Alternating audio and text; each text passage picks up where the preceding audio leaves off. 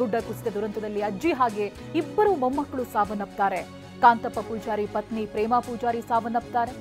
ಅವಶೇಷಗಳ ಅಡಿಯಿಂದ ಪ್ರೇಮಾ ಮೃತದೇಹವನ್ನ ಹೊರತೆಗೆದಿದ್ದಾರೆ ರಕ್ಷಣಾ ಸಿಬ್ಬಂದಿ. ಇನ್ನು ಪ್ರೇಮಾ ಅವರ ಮೊಮ್ಮಕ್ಕಳು ಆರ್ಯನ್ ಹಾಗೆ ಆರುಷ್ ಇಬ್ರು ಕೂಡ ಸಾವನ್ನಪ್ಪಿದ್ದಾರೆ.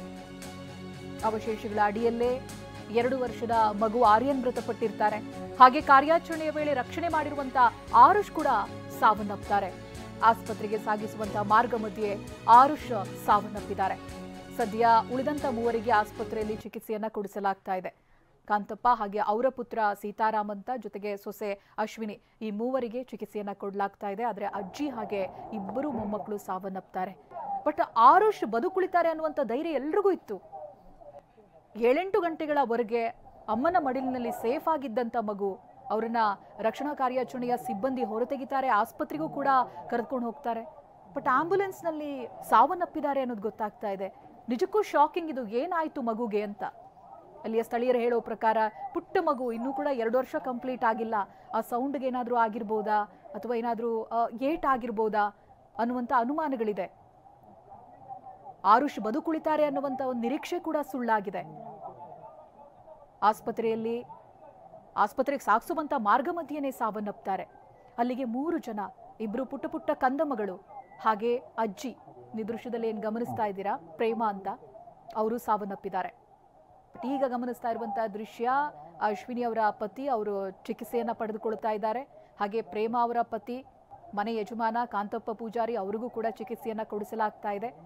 ಹಾಗೆ ಅವರ ಸೊಸೆ ಅಶ್ವಿನಿ ಮಗುವನ್ನ ರಕ್ಷಣೆ ಮಾಡೋದಕ್ಕೆ ಎಂತ ಪಡಬಾರ್ದ ಪಾಡುಪಟ್ರು, ಎಲ್ಲರಲ್ಲೂ ಗೋಗರೆದ್ರು, ಬೇಡ್ಕೊಂಡ್ರು. ಆದರೆ ಅವರ ಪ್ರಾರ್ಥನೆ ಫಲಿಸಲಿಲ್ಲ. ನನಗೇನಾದ್ರೂ ಪರವಾಗಿಲ್ಲ, ಮಗುವನ್ನ ರಕ್ಷಣೆ ಮಾಡಿ ಅಂತ ಅಂಗಲಾಚಿದ್ದಾರೆ. ಅಲ್ಲಿಯ ಸ್ಥಳೀಯರೇ ಅದಕ್ಕೆ ಸಾಕ್ಷಿ. ಅವರನ್ನು ನೋಡಿರೋರು, ಅವರಿಗೆ ನೀರನ್ನ ಕೊಟ್ಟಿರೋರು, ಹಾಗೆ ಅಲ್ಲಿಯ ಸ್ಥಳೀಯರು ಹೇಳುವಂತ ಪ್ರಕಾರ ಮ್ಯಾಕ್ಸಿಮಮ್ ಹೆಲ್ತ್ ಸಪೋರ್ಟ್ ಕೊಟ್ಟಿದ್ದಾರೆ. Maximum health support. ವೈದ್ಯರು ಕೂಡ ಸ್ಥಳಕ್ಕೆ ಬಂದಿದ್ದಾರೆ, ನೋಡಿದ್ದಾರೆ. ಅವರ ಅಗತ್ಯಕ್ಕೇನು ಸಪೋರ್ಟ್ ಬೇಕೋ ಅದನ್ನ ಮಾಡಿದ್ದಾರೆ. ಆದರೆ ಫೇಲ್ ಆಗಿದೆ. ರಕ್ಷಣಾ ಕಾರ್ಯದಲ್ಲಿ ತೊಡಗಿದ್ದರು ಅವ್ರನ್ನ ಮಾತಾಡ್ಸೋಣ. ಇವಾಗ ನೀವೇ ನೋಡ್ತಾ ಇದ್ದೀರಿ ಕರಾವಳಿಯಲ್ಲಿ ಯಾವ ರೀತಿ ಪರಿಸ್ಥಿತಿ ಇತ್ತು ಅಂತ ಹೇಳಿ. ಇಂತಹ ಪರಿಸ್ಥಿತಿ ನಡುವೆ ಈ ಒಂದು ಪ್ರಕೃತಿ ವಿಕೋಪ ಆಗಿರುವಂಥದ್ದು. ಇಂಥ ಸಂದರ್ಭದಲ್ಲಿ ಯಾರೂ ಕೂಡ ಜಾತಿ ಭೇದ, ಧರ್ಮ ಭೇದ, ಪಕ್ಷ ಭೇದವನ್ನು ಮರೆತು ರಕ್ಷಣಾ ಕಾರ್ಯಾಚರಣೆಯನ್ನು ಮಾಡಿರುವಂಥದ್ದು. ಏನು ಹೇಳಕ್ಕೆ ಇಷ್ಟಪಡ್ತೀವಿ? 2 ಪುಟ್ಟ ಜೀವಗಳು ಇನ್ನೇ ಬದುಕಬೇಕೆಂಬ ಇರೋರು 2 ಜೀವ ಹೋಗಿದೆ ಸರ್. ಒಂದು ನಮ್ಮೊಟ್ಟಿಗೆ ಮಾತಾಡ್ತಿತ್ತು, ನನ್ನ ಹತ್ರ ಮಾತಾಡಿ ನೀರು ಸಹ ಕೊಡಿದ್ರು. ಆ ಮಗು ಹೋಗಿದೆ ಅಂದರೆ ಅದು ಆ ಟೈಮ್ ನಾನು ಏನು ಮಾತಾಡೋಕ್ಕಾಗಲ್ಲ ಸರ್. ಬಟ್ ದೇವರ ವಿಧಿ ಈ ಥರ ಉಂಟಂತೆಲ್ಲ ಅಷ್ಟೇ.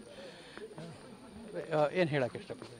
ನಾನು ಜಾಸ್ತಿ ಏನು ಹೇಳಲಿಕ್ಕಿಲ್ಲ. ಎಲ್ಲವೂ ನೀವು ತಿಳಿದ ಹಾಗೆ ಇವತ್ತು ನೋಡಿ ನಮಗೆ ಒಂದು ಪ್ರಾಮುಖ್ಯ ದಿವಸ. ಇವತ್ತು ಶುಕ್ರವಾರ ಮಧ್ಯಾಹ್ನದ ಒಂದು ನಮಾಜ್ ಅಂತ ಹೇಳಿದರೆ, ಯಾವತ್ತೂ ಕೂಡ ಒಂದು 12 ವರ್ಷ ಪ್ರಾಯ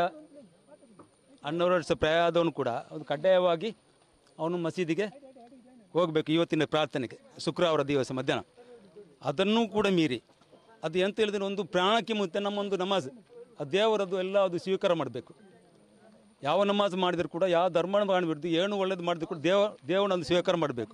ಇದು ಕೂಡ ಇಲ್ಲಿ ಹುಡುಗರೆಲ್ಲ ಶ್ರಮಪಟ್ಟದು ಈ ಮಧ್ಯಾಹ್ನದ ಮಸೀದಿ ಕೂಡ ಹೋಗದೆ ಅದು ದೇವರು ಇದನ್ನು ಸ್ವೀಕಾರ ಮಾಡ್ತಾನೆ. ಅದಕ್ಕೆ ಪ್ರತಿಫಲವಾಗಿ ಇದನ್ನು ಕೊಡ್ತಾನೆ ಅಂತ ಹೇಳಿ ಅದನ್ನು ಕೂಡ ಮಸೀದಿ ಕೂಡ ಇವತ್ತು ಹೋಗದೆ ಬೆಳಗಿನ ಜಾವ ಇಲ್ಲಿ ಈ ಗುಡ್ಡ ಜರಿದ ತಕ್ಷಣ ನೋಡಿ ಅವರು ಅಲ್ಲಿ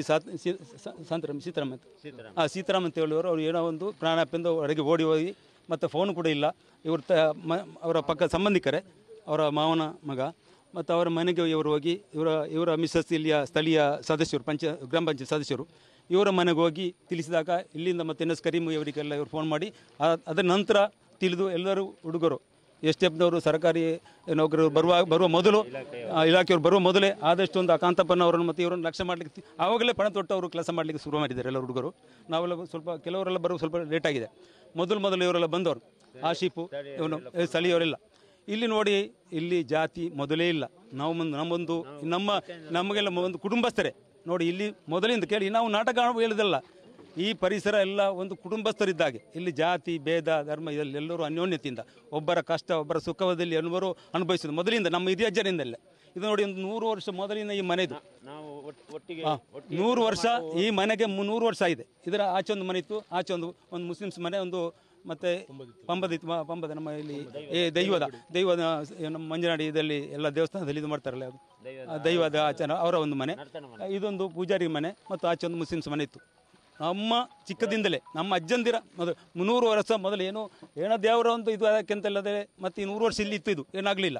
ಇವತ್ತು ಅವರ ವಿಧಿ ದೇವರು ಕೊಟ್ಟ ಆಯುಷ್ಯ ಅವರಿಗೆ, ಅವರು ಏನು ನೋವು ತಿನ್ನಬೇಕಾ, ಏನು ಅವ್ರು ಕೊಟ್ಟ ದೇವರು ಕೊಟ್ಟ ಆಯುಷ್ಯ ಇವತ್ತು ಮುಗೀತು ಅಂತ ಹೇಳ್ಬೋದು ಅಲ್ಲದೆ ಮತ್ತೇನಿಲ್ಲ, ವಿಧಿಯಾಟ ಅಷ್ಟೇ. ನಾವೆಲ್ಲ ಅವರಿಗೆ ಪ್ರಾರ್ಥನೆ ಮಾಡೋಣ.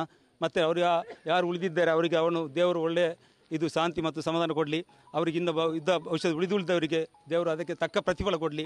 ಮತ್ತು ಆ ಒಂದು ಹೆಂಗಸು ಭಾರಿ ಒಂದು ಜೀವಮಾನದಲ್ಲಿ ಒಂದು ಚೇಂತಲ್ಲಿ ಒಂದು ದುಡಿಯಿಂದ ಒಂದು ಶಬ್ದ ಒಂದು ಒಬ್ಬಿನವರು ಕೂಡ ಅವರಿಗೆ ಬಂದಿರಲಿಕ್ಕಿಲ್ಲ.